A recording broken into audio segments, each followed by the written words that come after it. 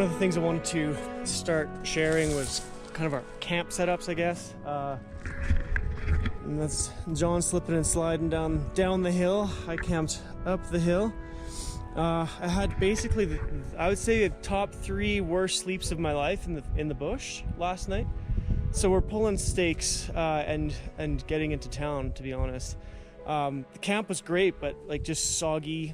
We had to dig everywhere, like dig trenches and dig to get in and pack snow down just to build, like, you know, a platform. So that was basically a gigantic cooler of snow. And I love this bag. This is the Nemo Forte 20. Really like it. Rated for -9, and it wasn't -9. That wasn't my problem. What was my problem last night was this combination of the Thermarest Z-Lite and the Nemo Tensor regular insulated just weren't enough. They just did not cut it.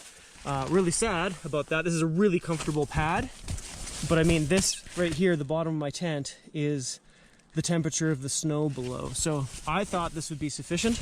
I even have one of those kind of classic emergency blankets below it, one of the tougher ones that I can reuse, but it just wasn't enough. So out we go.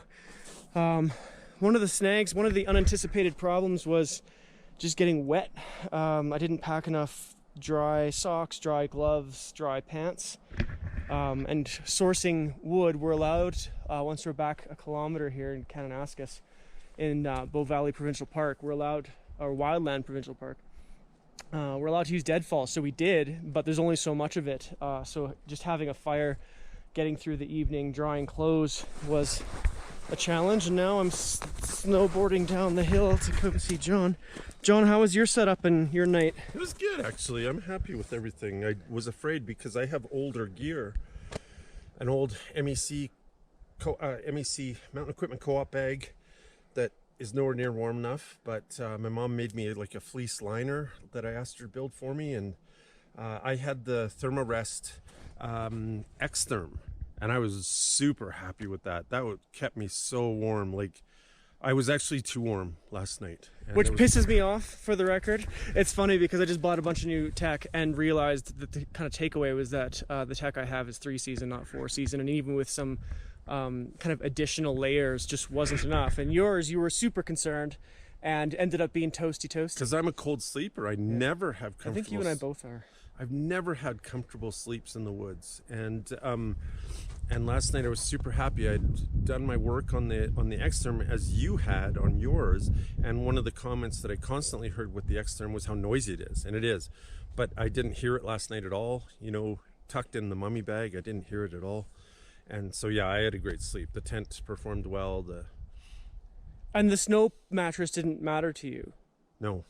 See, in the snow mattress, I could feel the cold from the bottom the whole night. And not to crap on Nemo Tensor, I mean, they make an alpine version that smart people that are going to go camping in the winter in 3 feet of snow or 2 feet of snow would buy so that they're warm. I didn't buy that one.